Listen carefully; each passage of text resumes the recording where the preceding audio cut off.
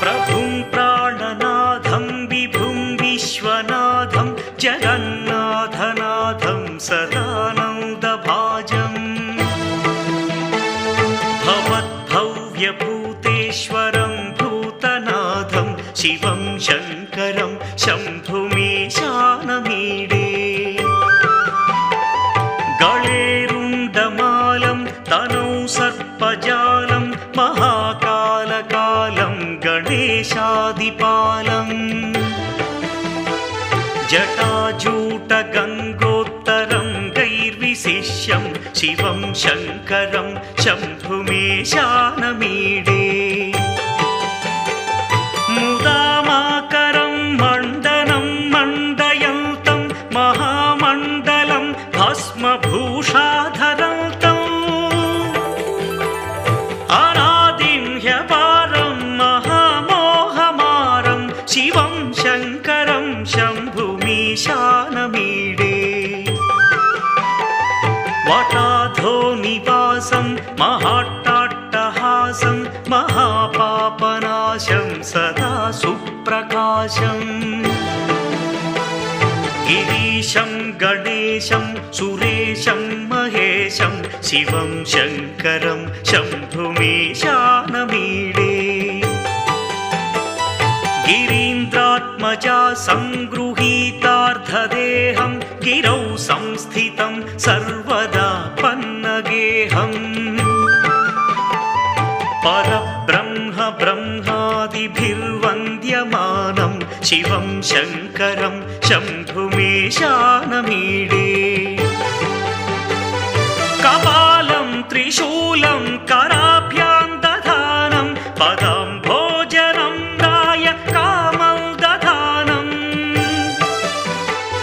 बलिवर्धयानं सुराणां प्रधानं शिवं शङ्करं शम्भुमीशानमीडे शरच्चन्द्रगात्रं गणानन्दपात्रं त्रिनेत्रं पवित्रं धनेशस्य मित्रम् अपर्णाकळत्रं सदा सच्चरित्रं शिवं शङ्करं शम्भुमीशानमीडे हरं सर्पहारं चिताभूविहारं भवं वेदसारं सदा निर्विकारम् श्मशाने वसन्तं मनोजं दहन्तं शिवं शङ्करं शम्भुमीशानमीडे स्वयं यः प्रभाते नरः शूलपाणे पठे स्तोत्ररत्नं त्विह प्राप्य रत्नम् सुपुत्रं सुधान्यं सुमित्रं कळत्रं विचित्रैः समाराध्य मोक्षं प्रयाति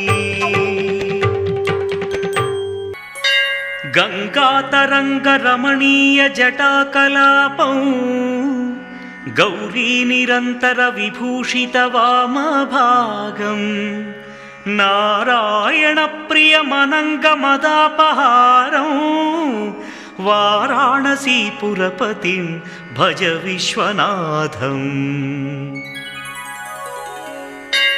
वाचामगोचरमनेकगुणस्वरूपं वागीश विष्णुसुरसेवितपादपीठं वामेन विग्रहवरेण कळत्रवन्तं वाराणसीपुरपतिं भज विश्वनाथम् भूताधिपं भुजगभूषणभूषिताङ्गं व्याघ्राजिनाम्बरधरं जटिलं त्रिनेत्रं पाशाङ्कुशाभयवरप्रदशूलपाणिं वाराणसीपुरपतिं भज विश्वनाथम्। सीतांशुशोभितकिरीटविराजमानं फालेक्षणानलविशोषितपञ्चबाणं नागाधिपारचितभासुरकर्णपूरं वाराणसीपुरपतिं भज विश्वनाथम्। पञ्चाननं दुरितमत्तमतङ्गजानां नागान्तकं दनुजपुङ्गवपन्नगानां दावानलं मरणशोकजराटवीनां वाराणसीपुरपतिं भज विश्वनाथम्। तेजोमयं सगुणनिर्गुणमद्वितीयम् आनन्दकन्दमपि राजितमप्रमेयं नागात्मकं सकलनिष्कळमात्मरूपं वाराणसीपुरपतिं भज विश्वनाथम्। आशां विहाय परिहृत्य परस्य निन्दाम् उपेरतिं च सुनिवार्य मनस्समाधौ आदाय हृत्कमलमध्यगतं प्रदेशं वाराणसीपुरपतिं भज विश्वनाथम्। रागादिदोषरहितस्वजनानुरागं वैराग्यशान्तिनिलयं गिरिजासहायं माधुर्यधैर्यसुभगं गरलाभिरामं वाराणसीपुरपतिं भज विश्वनाथम्। वाराणसीपुरपतेस्तवनं शिवस्य व्यासोक्तमष्टकमिदं पठिता मनुष्या विद्यां श्रियं विपुलसौख्यमनन्तकीर्तिं सम्प्राप्य देहविलये लभते च मोक्षम्। विश्वनाथाष्टकमिदं यः पठेच्छिवसन्निधौ शिवलोकमवाप्नोति शिवेन सह मोदते।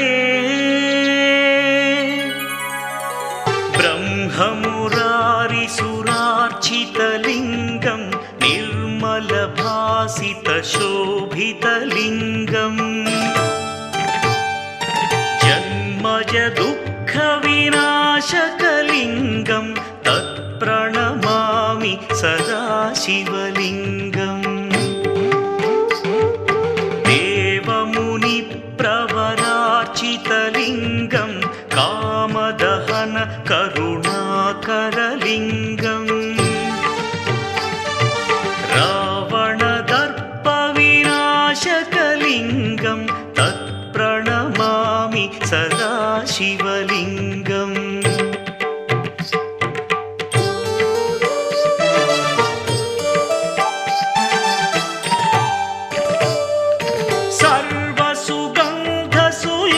सर्वसुगन्धसुलेपितलिङ्गं बुद्धिविवर्धनकारणलिङ्गं सिद्धसुरासुरवन्दितलिङ्गं तत्प्रणमामि सदा शिवलिङ्गं।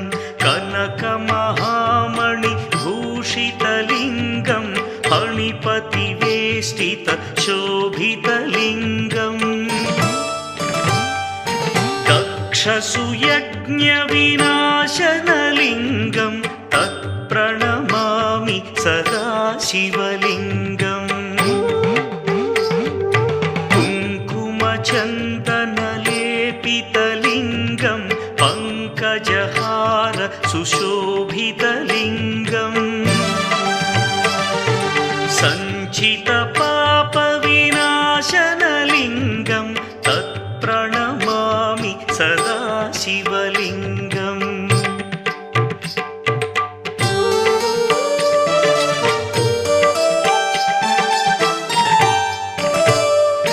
देवगणार्चितसेवितलिङ्गं भावैर्भक्तिभिरेव च लिङ्गं दिनकरकोटिप्रभाकरलिङ्गं तत्प्रणमामि सदा शिवलिङ्गम्।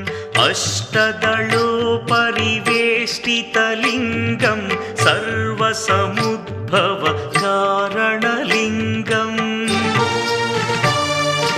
अष्टदरिद्रविनाशनलिङ्गं तत्प्रणमामि सदा शिवलिङ्गम्।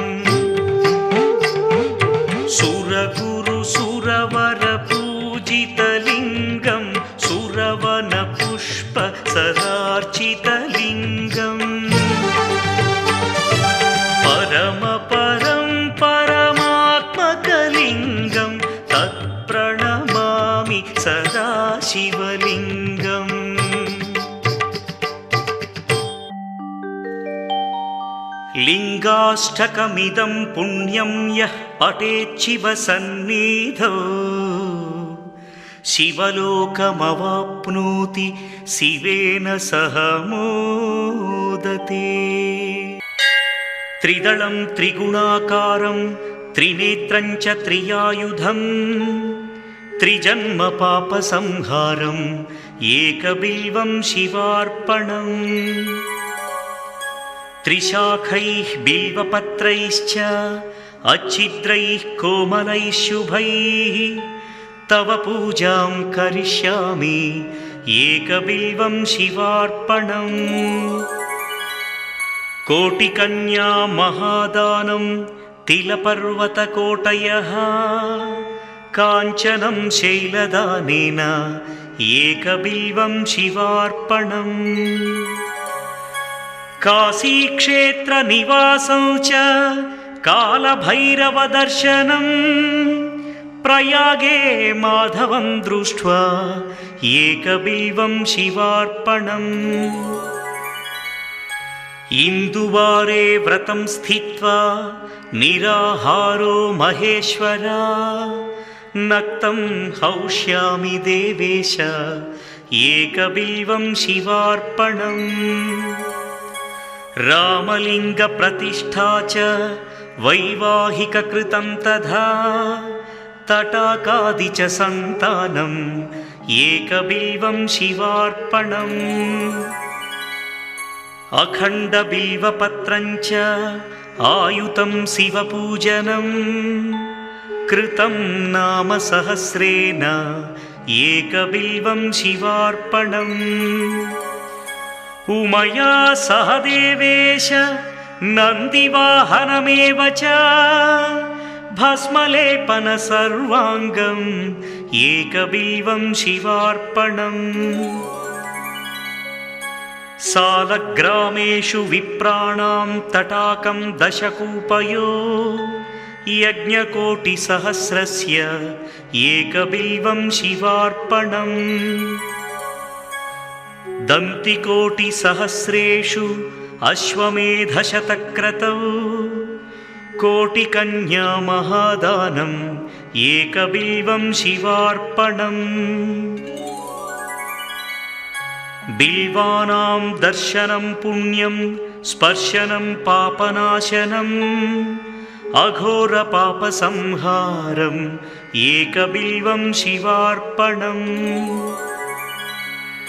सहस्रवेदपाठेषु ब्रह्मस्थापनमुच्यते अनेकव्रतकोटीनाम् एकबिल्वं शिवार्पणम्।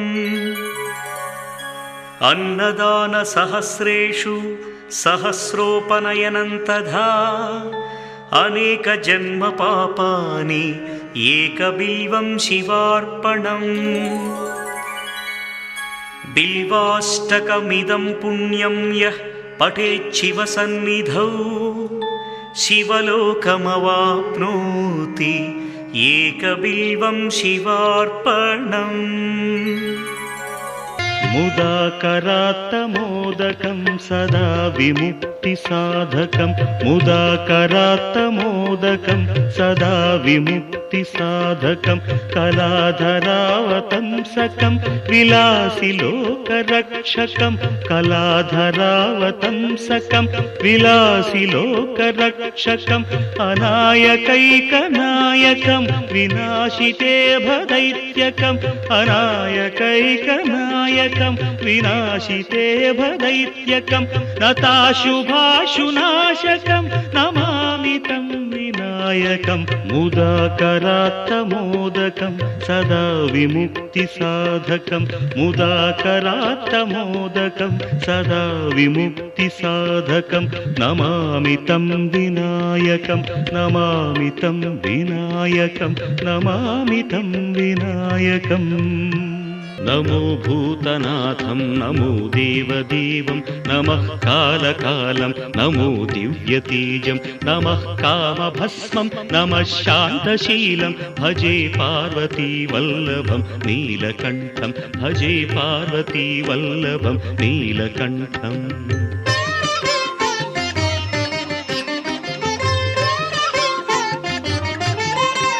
सदा तीर्थसिद्धं सदा भक्तरक्षं सदा शैव पूज्यं सदा शुद्धभस्मं सदा ध्यानयुक्तं सदा ज्ञानतल्पं भजे पार्वती वल्लभं नीलकण्ठं भजे पार्वती वल्लभं नीलकण्ठम्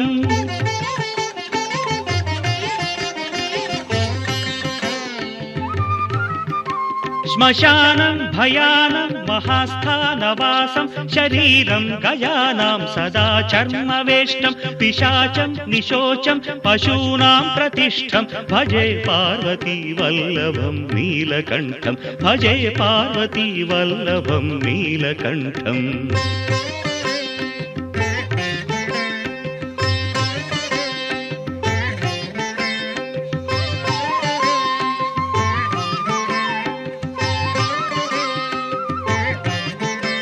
फणीनागकण्ठे भुजङ्गाद्यनेकं कडेरुण्डमालं महावीरशूरं कटिव्याघ्रचर्मं चिताभास्मलेपं भजे पार्वती वल्लभं नीलकण्ठं भजे पार्वती वल्लभं नीलकण्ठम्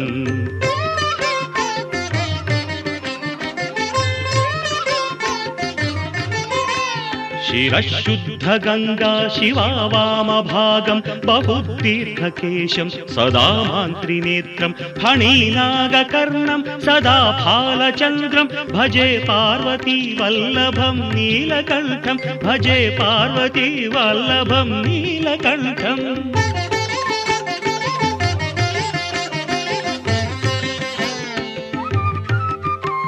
करे शूलधारं महाकष्टनाशं सुरेशं वरेशं महेशं जनेशं धने चारुधीशं ध्वजेशं गिरीशं भजे पार्वती वल्लभं नीलकण्ठं भजे पार्वती वल्लभं नीलकण्ठम्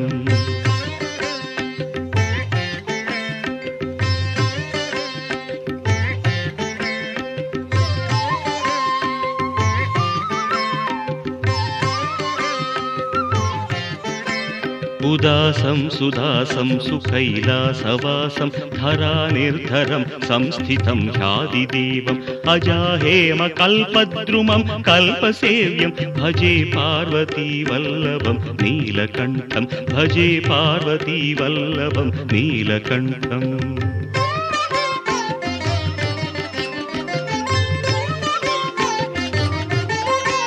मुनीनां वरेण्यं गुणं रूपवर्णं द्विजासं पठन्तं शिवं वेदशास्त्रम् अहो दीनवत्सं कृपालं शिवं हि भजे पार्वती वल्लभं नीलकण्ठं भजे पार्वती वल्लभं नीलकण्ठम्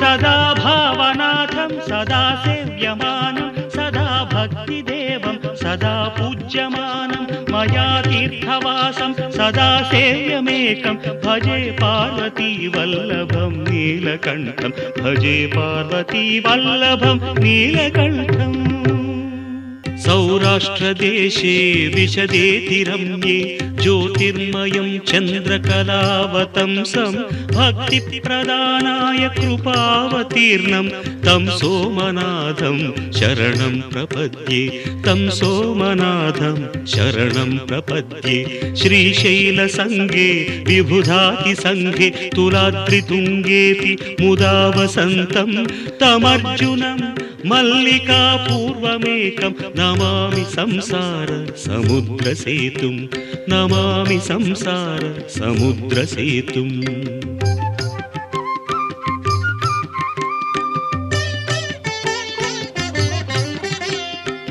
अवन्तिकायां विहितावतारं मुक्तिप्रदानाय च सज्जनानाम् अकालमृत्योः परिरक्षणार्थं वन्दे महाकाल महासुरेशं वन्दे महाकाल महासुरेशं कावेरिका नर्मदयोः पवित्रे समागमे सज्जनतारणाय सदैव मान्धात्रिपुरे वसन्तम् ओङ्कारमीशं शिवमेकमीडे ओङ्कारमीशं शिवमेकमीडे।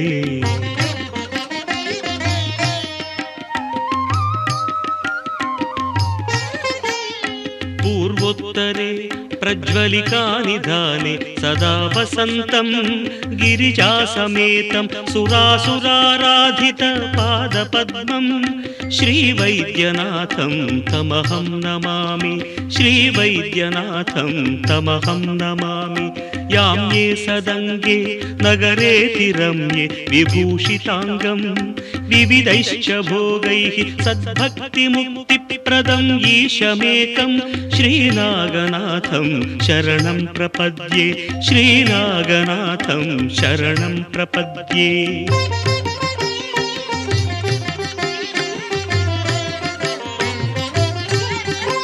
महाद्रिपार्श्वे च तटे रमन्तं सम्पूज्यमानं सततं मुनीन्द्रैः सुरासुरैर्यक्ष महोरगाद्यैः केदारमीशं शिवमेकमीडे केदारमीशं शिवमेकमीडे सह्याद्रिशीर्षे विमले वसन्तं गोदावरीतीरपवित्रदेशे यद्दर्शनात् पातकम् आशुनाशं प्रयाति तं त्र्यम्बकम् ईशमीडे प्रयाति तं त्र्यम्बकम् ईशमीडे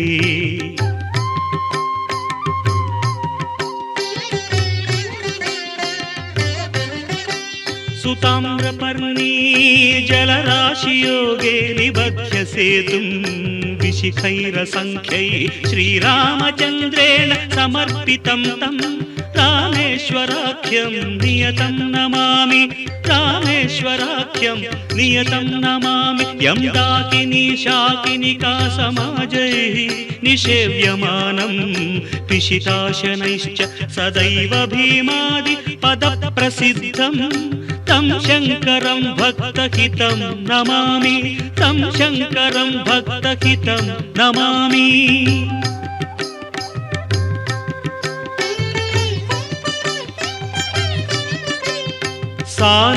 सानन्दमानन्दवने वसन्तम् आनन्दकन्दं हतपापबृन्दं वाराणसीनाथमनाथनाथं श्रीविश्वनाथं शरणं प्रपद्ये इडापुरे रम्य विशालकेऽस्मिन् समुल्लसन्तं च जगद्वरेण्यं वन्दे महोदारतरस्वभावं कृष्णेश्वराख्यं शरणं प्रपद्ये ज्योतिर्मय द्वादशलिङ्गकानां शिवात्मनां प्रोक्तमिदं क्रमेण स्तोत्रं पठित्वा मनुज्योतिभक्त्या फलं तदालोक्य निजं भजेच्च फलं तदालोक्य निजं भजेच्च नमः शिवाभ्यां नवयौवनाभ्याम् परस्पराश्लिष्टवपुर्धराभ्याम्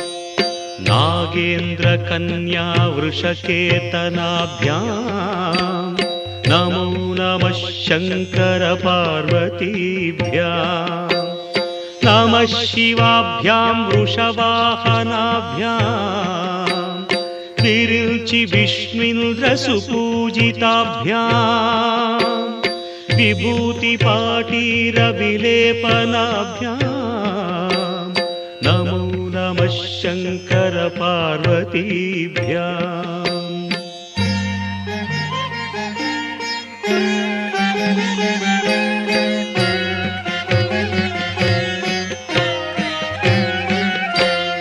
अनघं जनकं जगतां प्रथमं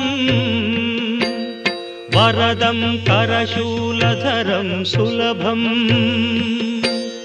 करुणाम्बुनिधिं कलुषापहरं प्रणमामि महेश्वरमेकमहम् अमलं कमलोद्भवगीतगुणं शमदं समदासुरनाशकरम् रमणीयरुचिं कमनीयतनुं नम साम्ब शिवं नतपापहरं शिवं शङ्करं बन्धुरं सुन्दरेशं नटेशं गणेशं गिरीशं महेशं दिनेशेन्दुनेत्रं सुगात्रं मृडानि पतिं श्रीगिरीशं हृदा भावयामि। भृङ्गीच्छानटनोत्कटः करिमदग्राही स्फुरन्माधवाह्लादो नादयुतो महासितवपुः पञ्चेषु नाचादृतः सत्पक्षः सुमनो वनेषु स्वपुनः साक्षान्मदीये मनोराजीवे भ्रमराधिपो विहरतां श्रीशैलवासी विभुः सोमोत्तंसः सुरपरिषदां येष जीवातुरीशः पाशच्छेत्ता पदयुगजुषां फुल्लमल्लीनिकाशः ध्येयो देवः प्रकटितवधूरूपवामात्मभागः श्रीशैलाग्रे कलितवसतिर्विश्वरक्षादुरीणः येणं पाणौ शिरसि तरुणोल्लासमेणाङ्कखण्डम् पार्श्वे वामे वपुषि तरुणिं दृक्षुकारुण्यलीला भूतिं फाले स्मितमपि मुखे गाङ्गमम्भः कपर्दे बिभ्रत्प्रेम्णा भुवनमखिलं श्रीगिरीशः सपायात्। श्रीशैले स्वर्णशृङ्गे मणिगणरचिते कल्पवृक्षाणि शीते स्फीते सौवर्णरत्नस्फुरितनवगृहे दिव्यपीठे शुभार्हे आसीनः सोमचूडः सकरुणनयनः साङ्गनस्मेरवक्त्रः शम्भुः श्रीभ्रामरीशः प्रकटितविभवो देवता सार्वभौमः।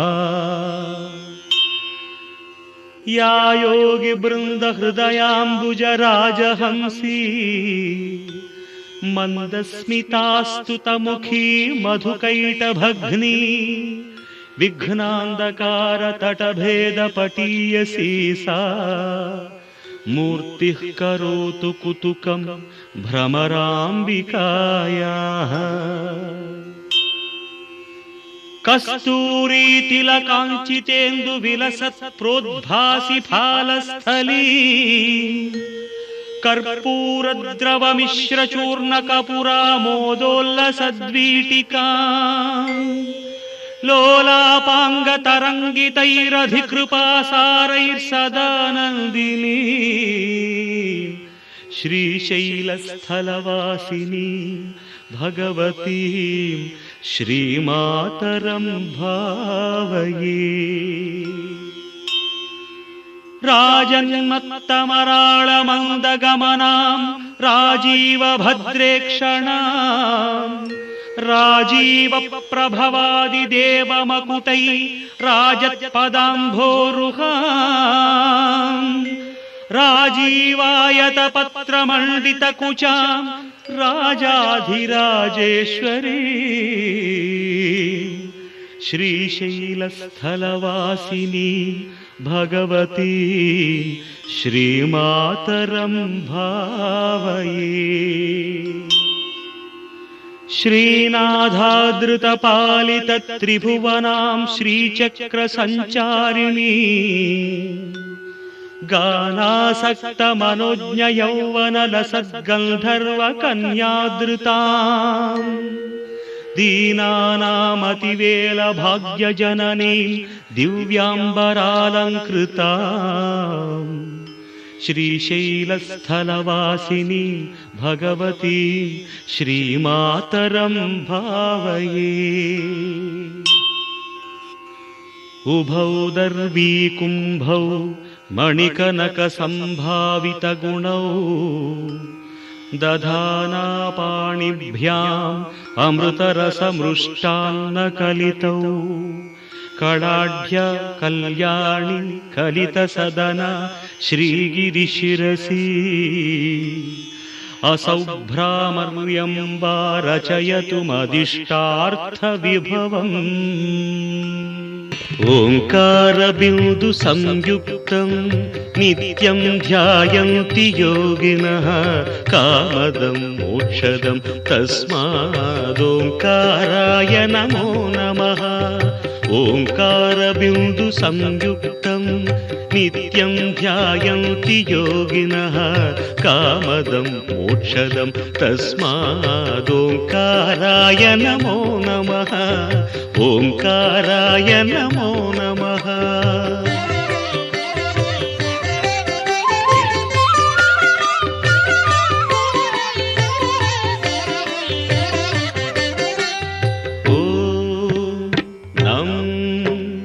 नमन्ति मुनयः सर्वे नमन्त्यप्सरसाङ्गणाः नराणामादिदेवानां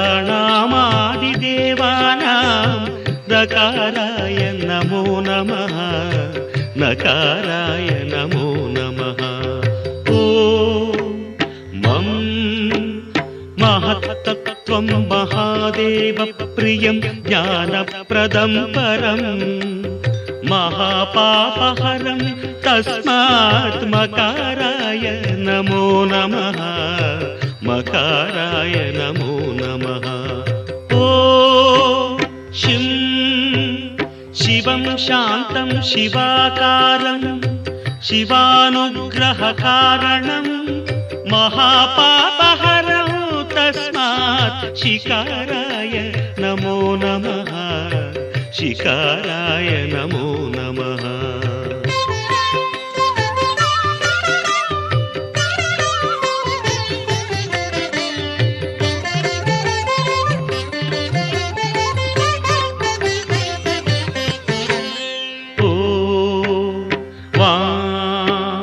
वाहनं वृषभो यस्य वासुकी कण्ठभूषणं वामशक्तिधरं देवं वकाराय नमो नमः वकाराय नमो नमः ॐ यं यकारे संस्थितो देवो यकारं परमं शुभं यं नित्यं परमानन्दं यकाराय नमो नमः यकाराय नमो नमः ॐ यः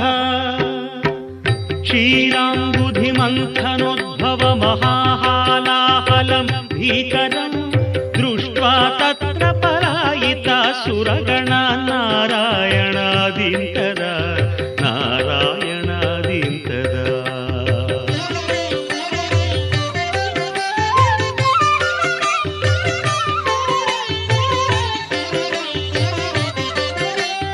सम्पीत्वा परिपालय जगदिदं विश्वाधिकं शङ्करं सेव्यो नः सकलापदं परिहरन् कैलासवासी विभुः षडक्षरमिदं स्तोत्रं यः पठेत् शिवसन्निधौ तस्य मृत्युभयं नास्ति ह्यपमृत्युभयं कुतः ह्यपमृत्युभयं कुतः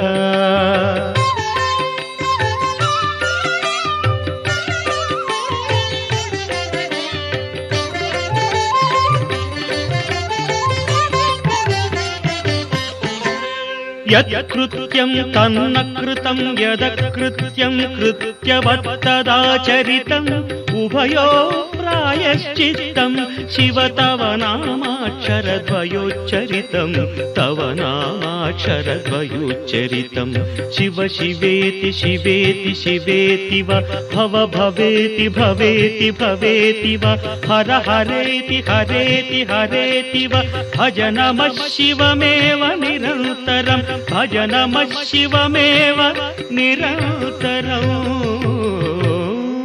नमामीशमीशाननिर्वाणरूपं विभुं व्यापकं ब्रह्मवेदस्वरूपम् अजं निर्गुणं निर्विकल्पं निरीहं चिदाकारमाकाशवासं भजेऽहं नमामीशमीशाननिर्वाणरूपं विभुं व्यापकं ब्रह्मवेदस्वरूपम्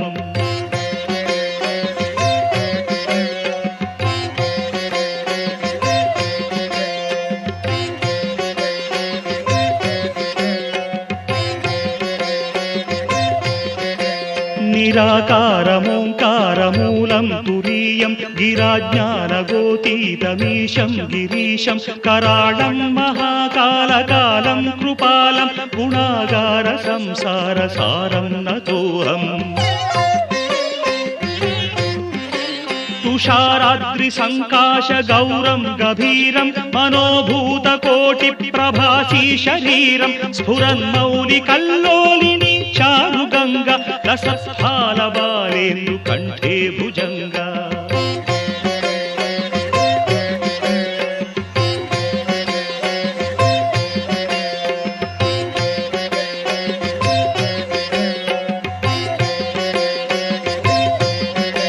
चलत्कुण्डलं शुभ्रनेत्रं विशालं प्रसन्नाननं नीलकण्ठं दयालं मृगाधीशचर्माम्बरं मुण्डमालं प्रियं शङ्करं सर्वनाथं भजामि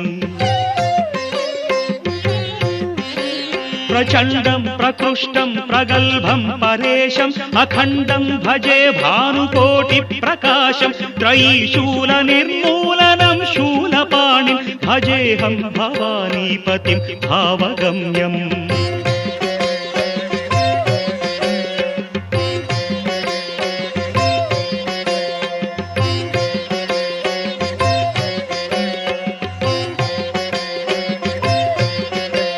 कलातीत कल्याण कल्पान्तकारी सदा सज्जनानन्ददाता पुरारिः चिदानन्द सन्दोह मोहापहारि प्रसीद प्रसीद प्रभो मन्मधारिः न यावत् उमानाथ पादारविन्दं भजन्तीह लोके परे वानराणां न तावत् सुखं वापि सन्तापनाशं प्रसीद प्रभो सर्वभूताधिवास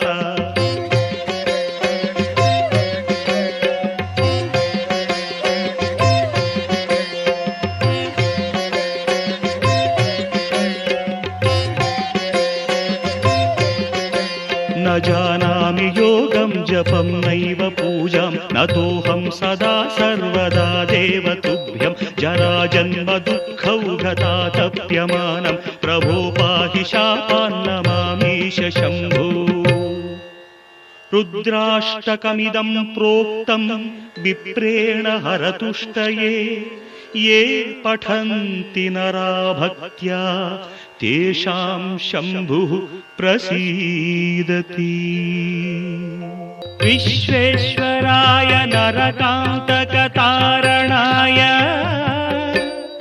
कर्णामृताय शशिशेखरधारणाय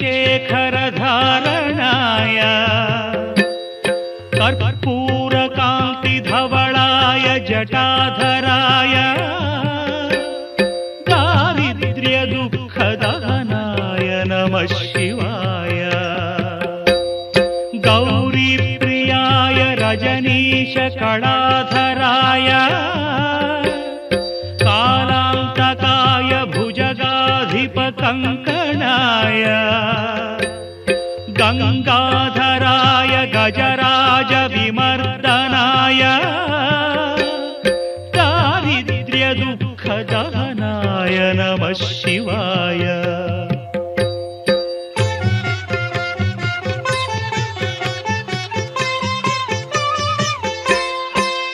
भक्तप्रियाय भवरोगभयापहाय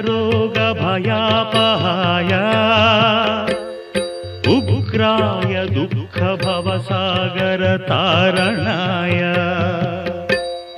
ज्योतिर्मयाय गुणनामसुनृत्यकाय दारिद्र्यदुःखदहनाय नमः शिवाय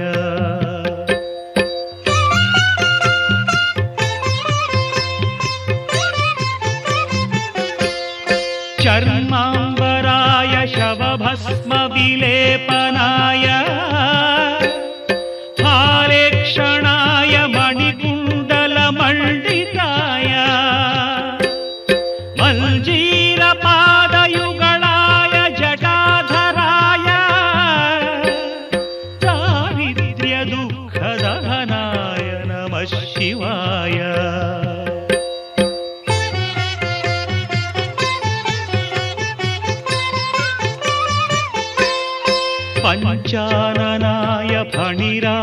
विभूषणाय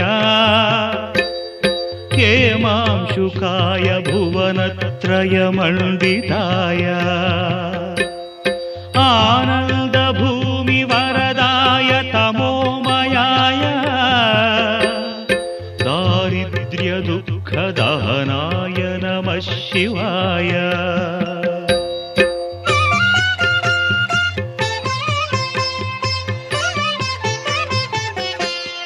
भानुप्रियाय भवसागरतारणाय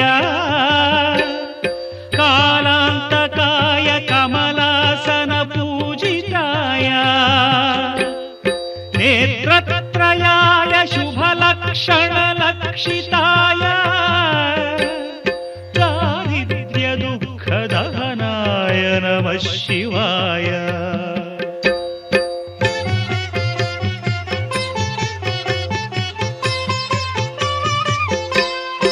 रामप्रियाय रघुनाथवरप्रदाय नामप्रियाय नरकार्णवतारणाय पुण्येषु पुण्यभरिताय सुरार्चिताय दारिद्र्यदुःखदहनाय नमः शिवाय।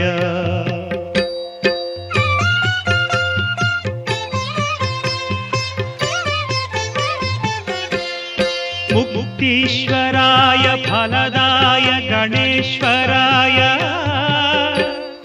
गीतप्रियाय वृषभेश्वर वाहनाय मातङ्गचर्मवसनाय महेश्वराय दारिद्र्यदुःखदहनाय नमः शिवाय। चन्द्रशेखर चन्द्रशेखर चन्द्रशेखर पाहि मां चन्द्रशेखर चन्द्रशेखर चन्द्रशेखर रक्ष मां चन्द्रशेखर चन्द्रशेखर चन्द्रशेखर पाहि मां चन्द्रशेखर चन्द्रशेखर चन्द्रशेखर रक्ष माम्।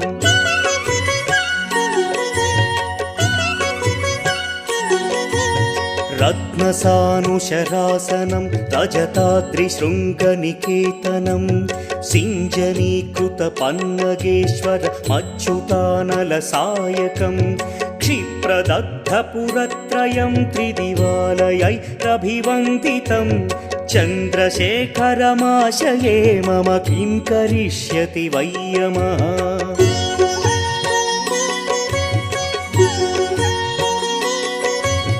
पञ्चपादपपुष्पगन्धपदाम्बुजद्वयशोभितं फाललोचनजातपावकदग्धमन्मथविग्रहं भस्मदिग्धकळेभरं भवनाशनं भवमव्ययं चन्द्रशेखर चन्द्रशेखर चन्द्रशेखर रक्ष माम्।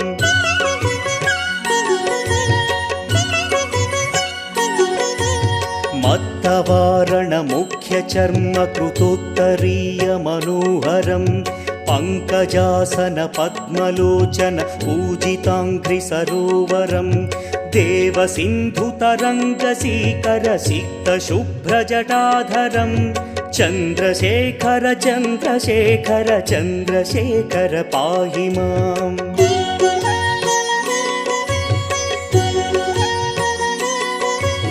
यक्षराजसखं फखाक्षहरं भुजङ्गविभूषणं शैलराजसुतापरिष्कृतचारुवामकळेबरं क्ष्वेलनीलगलं परश्वधधारिणं मृगधारिणं चन्द्रशेखर चन्द्रशेखर चन्द्रशेखर पाहि माम्।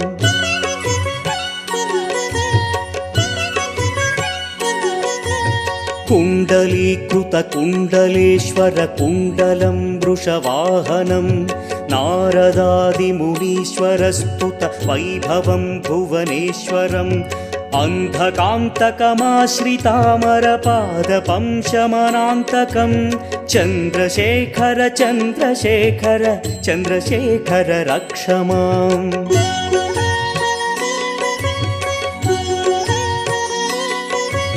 भेषजं भवरोगिणामखिलापदामपहारिणं दक्षयज्ञविनाशनं त्रिगुणात्मकं त्रिविलोचनं भक्तिमुक्तिफलप्रदं सकलाघसङ्घनिबर्हणं चन्द्रशेखर चन्द्रशेखर चन्द्रशेखर रक्ष माम्।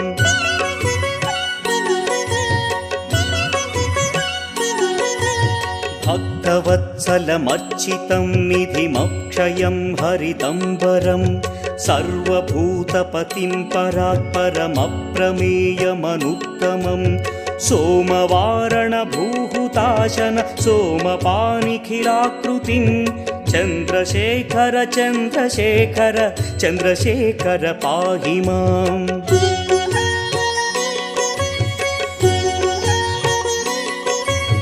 विश्वसृष्टिविधायिनं पुनरेव पालनतत्परं संहरन्तमपि प्रपञ्चमशेषलोकनिवासिनं क्रीडयन्तमहर्निशं गणनाथयूधसमन्वितं चन्द्रशेखर चन्द्रशेखर चन्द्रशेखर रक्ष माम्।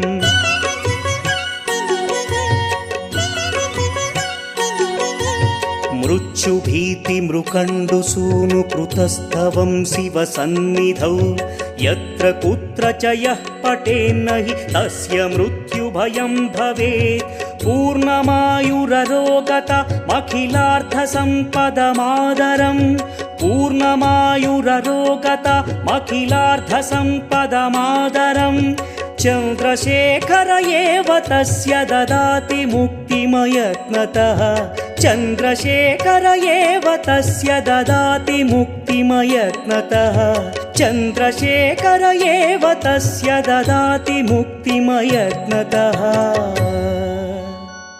भवाय चन्द्रचूडाय निर्गुणाय गुणात्मने कालकालाय रुद्राय नीलग्रीवाय मङ्गलम् वृषारूढाय भीमाय व्याघ्रचर्माम्बराय च पशूनां पतये तुभ्यं गौरीकान्ताय मङ्गलम्।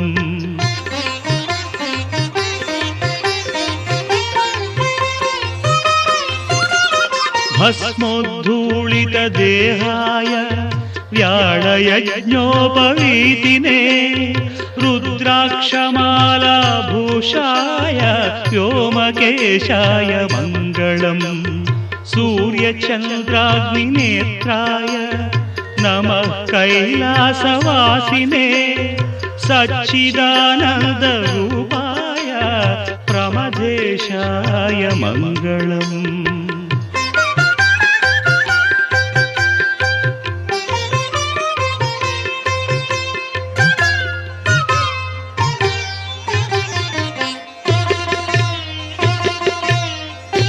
मृत्युञ्जयाय साम्बाय सृष्टिस्थित्यन्तकारिणे त्र्यम्बकाय शान्ताय त्रिलोकेशाय मङ्गलम्। गङ्गाधराय सोमाय नमो हरिहरात्मने उग्राय त्रिपुरघ्नाय वामदेवाय मङ्गलम्।